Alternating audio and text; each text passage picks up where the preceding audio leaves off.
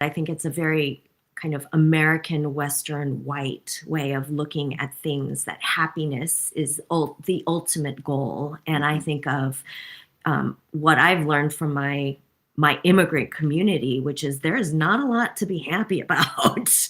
The journey that they took, the experience that they have, and now what we are living through in the current time. And yet, how I have been taught to approach life in general is, yeah, there's always going to be suffering, which is very scriptural.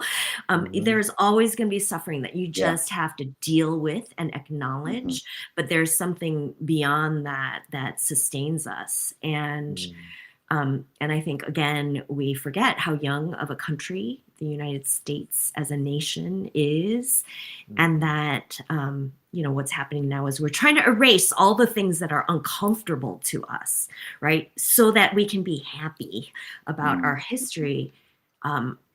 So again, we've just erased that sense of joy. And so, those of you who follow me, and if you haven't, you can join me on Instagram every September, which is my birthday month. I try to celebrate for myself that month.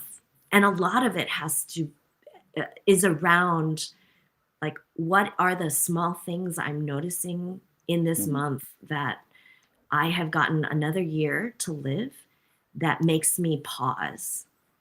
It's the one flower that decided to bloom out of all of the things that I planted, right? So that, I think, Ben, is how I cling to both anger, which is not something to be afraid of, but I think is something that we need to wrestle with and ask God about. Why are we angry?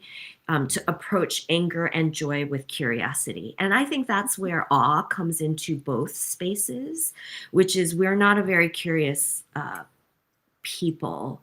And I think the way our Christianity is often practiced is in our heads. So we have to know and we have to be right. And that eliminates the space to be surprised and be in awe. I'm going to be pondering awe and anger for a while here. Thank you for making that connection. Ben had asked a second question about people arguing bad faith, but I'm going to put, Elise has asked one more question. Let this be the last one. And I think they kind of tie together, but it's like, what's your most tedious disagreement? Somebody keeps coming back up when they're slow to change. And what's your biggest tip for patience? Who got the patience chapter? I can't remember. I think that was me. That was you. Okay. Yeah, listen, I would say, and connected, it is connected, Ben, I think, to what you were asking as well, which is, are we responsible to, in difficult conversations sometimes, or someone's just trying to win an argument, or like, do we have to use, does the call to use the fruit of the Spirit still apply? And yeah, it does. That's the thing. And Kathy and I hate it. We were writing this book and we got in a big fight that not with each other, but with someone else in the publishing world, not even our publisher. And it was brutal. It was so bad. It was wrong. It was unfair. It was unkind. It was all these things. And we were like, we just wrote this book about what we're supposed to do. And I guess we have to live by it. Because the fruit of the Spirit, at the end of the day, is not a thing we perform. It is a thing that becomes true in us as we become more like the Holy Spirit and more like Christ. As the Holy Spirit works in us, we become more kind.